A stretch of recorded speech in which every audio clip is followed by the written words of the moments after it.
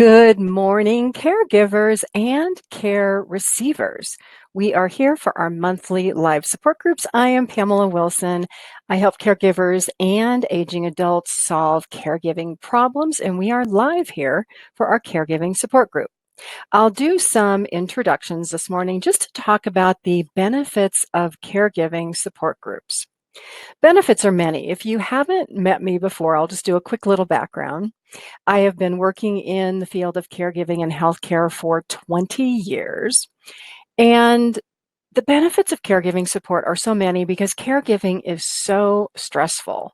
It's stressful personally, it's stressful in our work life, family relationships can become challenging. And so if you look at the slide here, the benefits of caregiving support groups are one, there are no silly questions. You can ask anything. It's important to interact with other caregivers who understand. So many people in the workplace, in life, don't understand what caregivers go through on a day-to-day basis. And it's not really until you talk to another caregiver that you have a lot of things in common and that you find that you have a lot of things in common. The other benefits of support group are just gaining confidence in your abilities to caregive, to make caregiving decisions, just to know that you're not alone out there because caregiving can be very isolating and you can feel like you are totally alone at times. And then there's the socialization aspect. A lot of caregivers give up their social lives. They become isolated in the home. Friends don't call as much. It's very, very difficult. So each month I have a different topic. Caregivers will send in questions during the week and I will respond to those. You can also type questions in the chat. So if you're listening, on the right, you have a little chat box. You can type a question in there. I will be able to see it and I will respond. So let's keep going. Here's how it works. You post questions in the chat. Questions for the monthly group, you can email them to me to inquiry for Pamela at PamelaDWilson.com. The next group is Saturday, April 6th. I forgot to put the word April on the slide, so excuse me for that. Couple of reminders. Join the live Facebook group. It's called the Caregiving Trap. I post live videos in there every day. I post articles, weekly blog posts, all helpful and supportive information for caregivers. You can also visit my Facebook page. It's Pamela D Wilson. Again, the videos are on there, posts, everything that relates to support for caregivers and information for caregivers is there. So if you haven't heard my beliefs before, I'll just share those quickly. Older adults deserve care and treatment. The healthcare industry, in my opinion, is biased against healthcare for the elderly. They look at older people as being disposable, as not needing care, as just old, and they should be ready to just die and move on. All the preferences are given to the young people. Caregiving is a balancing act. The participation in a perfect world should be 50-50 between the caregiver and the care receiver. Caregiving support is necessary to gain confidence. It's so easy to feel like you are out there alone. And in some situations you are. If you're married and you're a 24/7 caregiver for a spouse, you may not have any opportunity to get out. So a live support group like this on the internet where you don't have to leave your house or get dressed or put makeup on is a great, great option. What caregivers tell me they want, caregivers want positive family relationships. There is so much conflict, so much disagreement between brothers and sisters over what aging parents want for care, disagreement between spouses over care. It can be difficult when you have family members who see things very differently. Caregivers also want the confidence to make decisions, to manage care.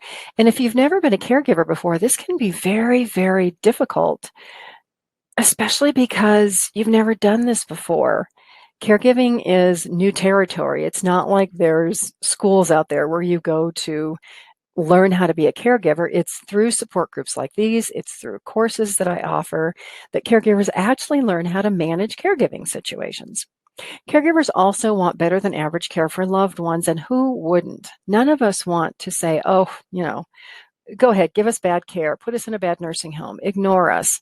That's not what caregiving is about. We all want better than average care. And through my 20 years of experience, I am able to help you get there. Caregivers also want to be able to take care of their family. We have this great responsibility to take care of aging parents and other people who have helped us throughout our life. As caregivers, we don't argue about that.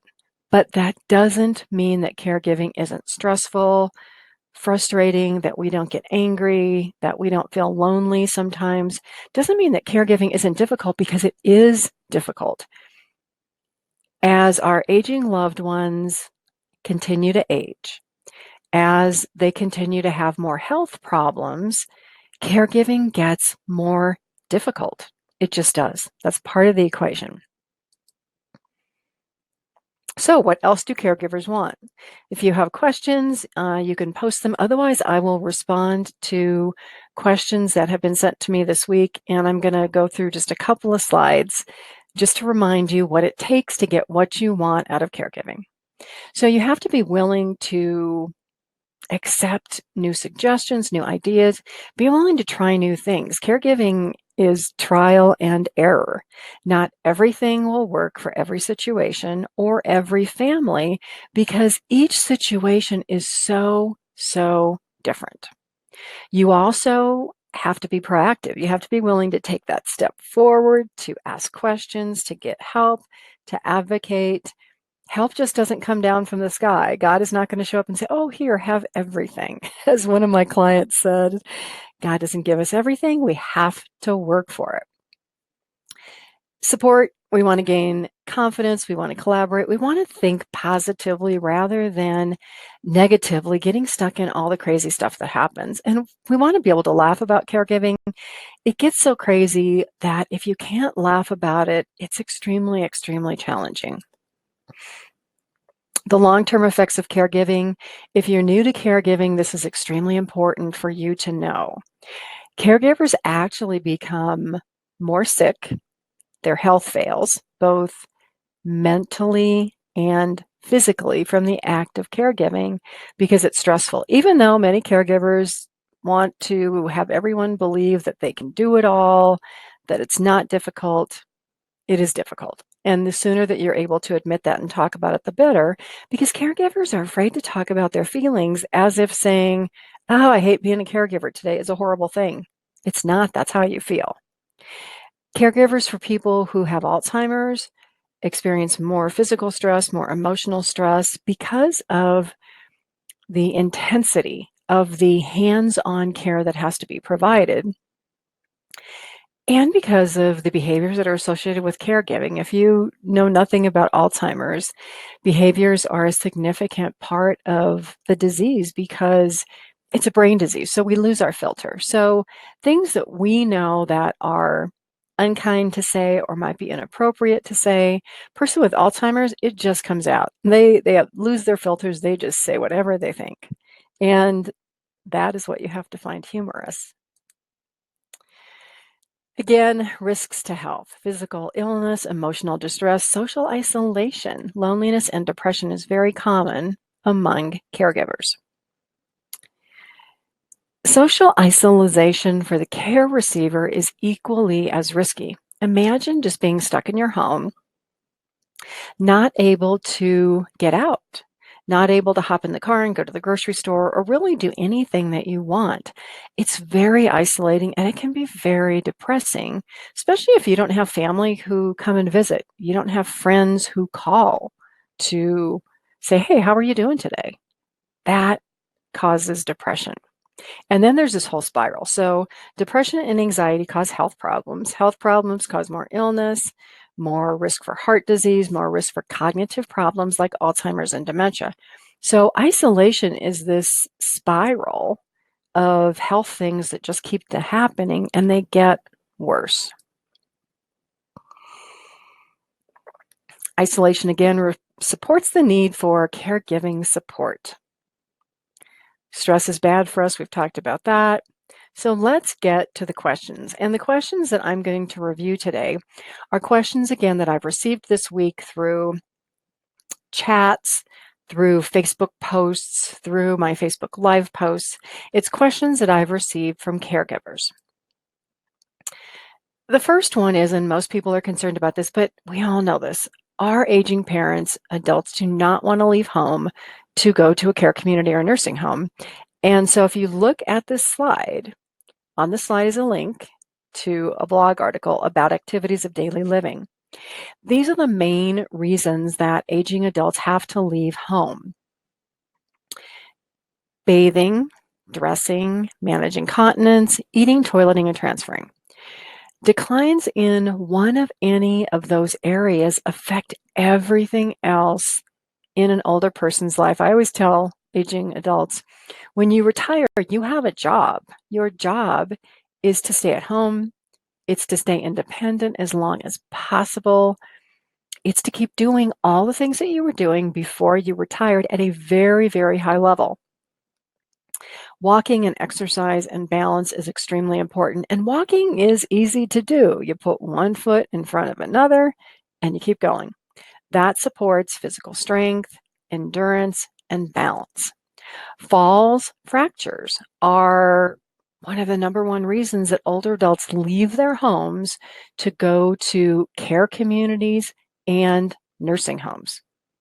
And many never return. The mortality statistics are significant. 13% of people living in a private home who have a hip fracture pass away within a year. If you live in a retirement community, 23%. If you live in a nursing home or if you have dementia, 30% of older adults who have a fall, break a hip, fracture, pass away within a year. And it's because the rehabilitation is so difficult. You have one fall, you're afraid of the next fall. So what do? You sit in a chair all day. That's the worst possible thing that you could do. Nutrition is important. Watching your weight is important. Hygiene is important. Falls occur in the bathroom. Purchase safety equipment. I know that a lot of older adults don't want grab bars installed and they think that those raised toilet seats are ugly. You know what? If that's what keeps you home, if you want to stay home, there is a point where flexibility and preventative measures are important. Without that, you may not be able to stay at home. You may have to go to a care community or a nursing home. That's not where you want to be.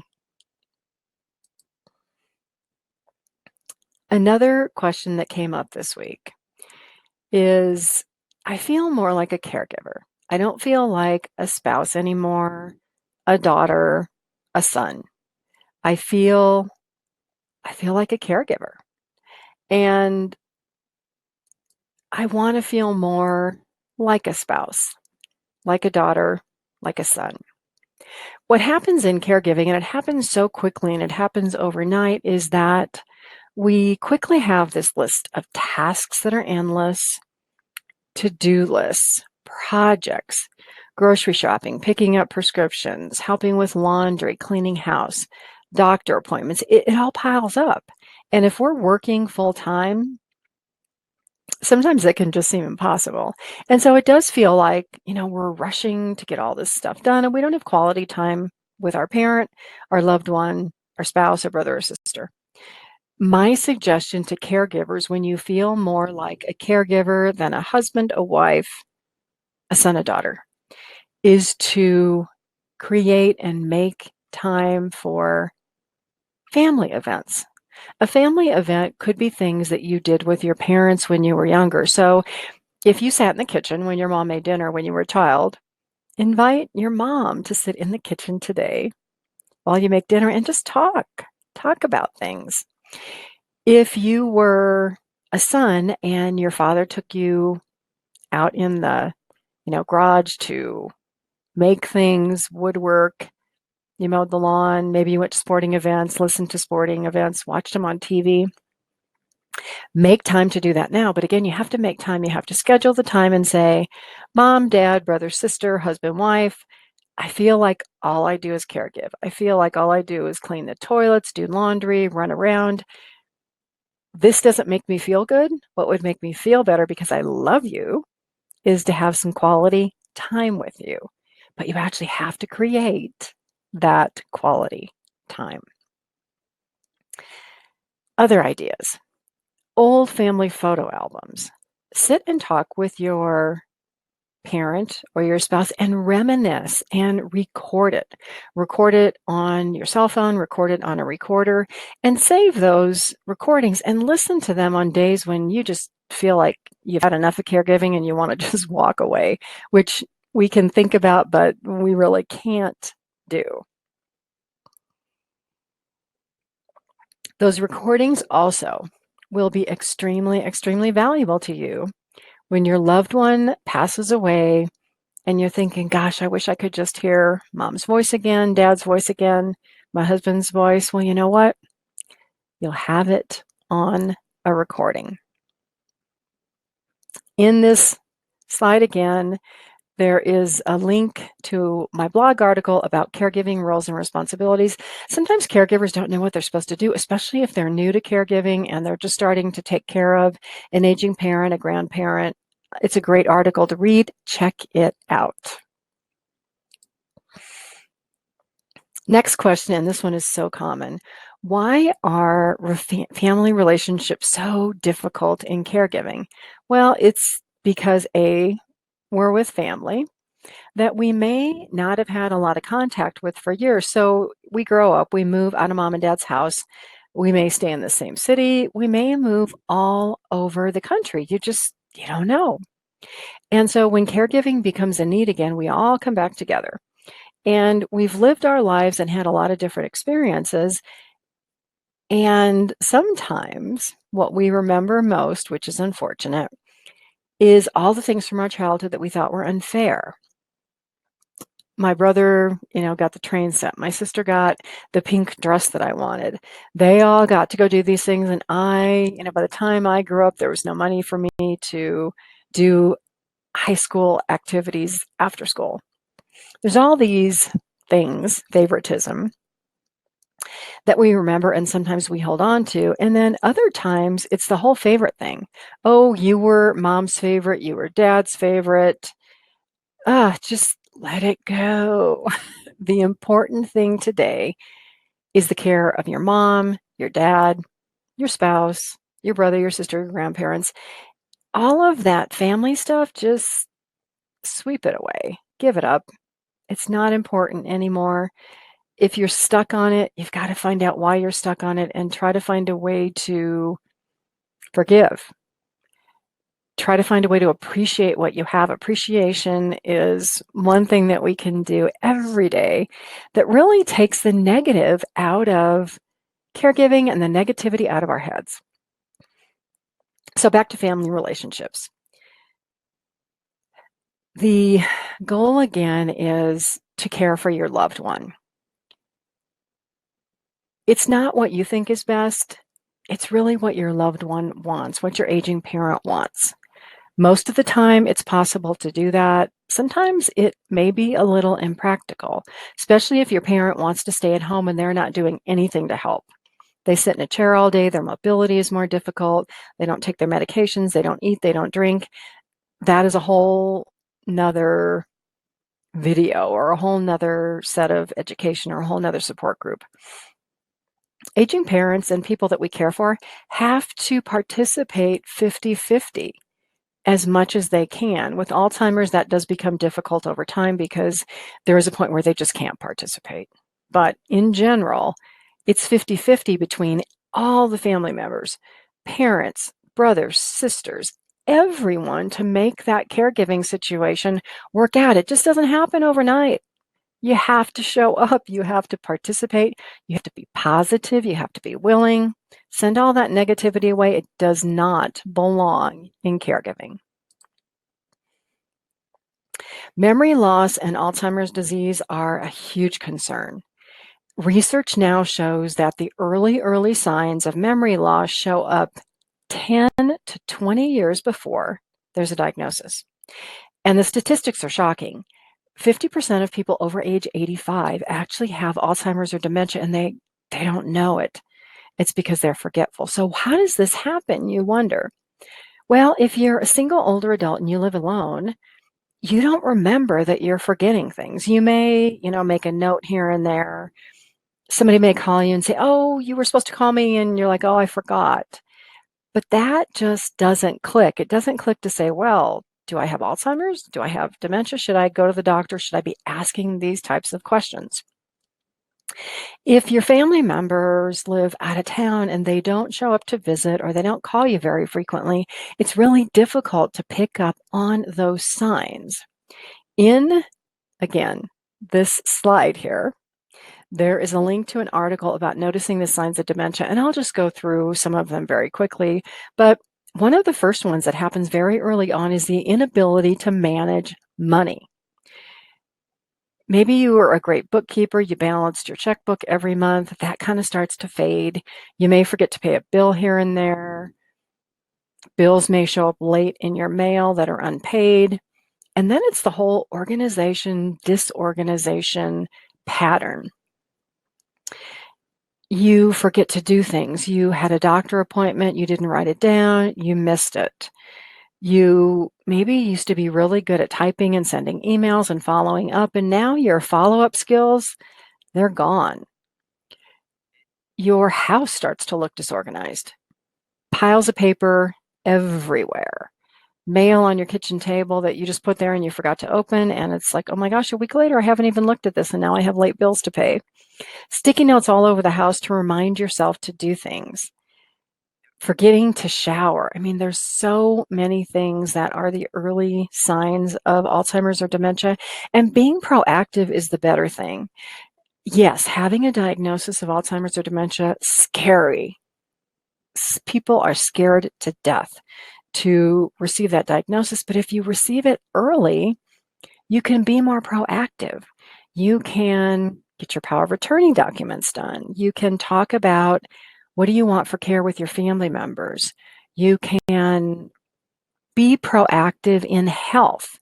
Walking preserves cognitive ability, cognitive activities, reading, puzzles, learning a foreign language. There are many things that you can do to prevent or slow down the worsening of memory loss. And I use the word prevent, and I probably shouldn't have. But if you don't have Alzheimer's and dementia, there are a lot of things you can do from a health perspective to prevent that diagnosis.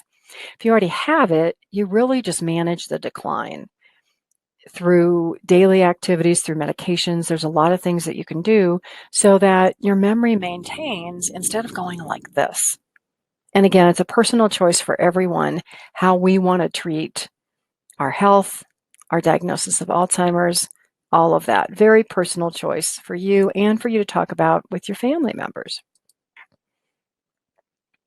So those were the questions for this week that were the top concerns of caregivers. If you have questions for next month for April 6th, look on the slide. Email them to inquiry for Pamela at PamelaDWilson.com.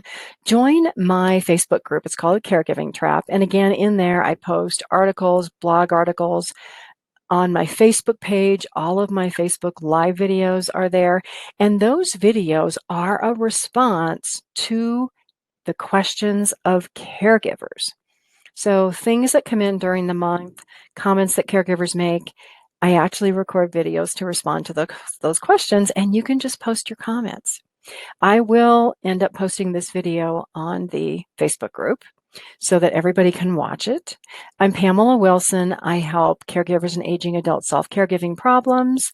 My goal is to help you obtain better than average care for your loved one through your actions, through coordinating care with the healthcare community and the caregiving community, to learn to advocate, to be more confident in the caregiving decisions that you're making, and to be more educated about everything. There are so many gaps in caregiving, and it's such an unknown. I will see you next month in the next caregiving group, and I will see you every day on Facebook Lives if you join my page, like my page, and watch the videos. I'll see you next month.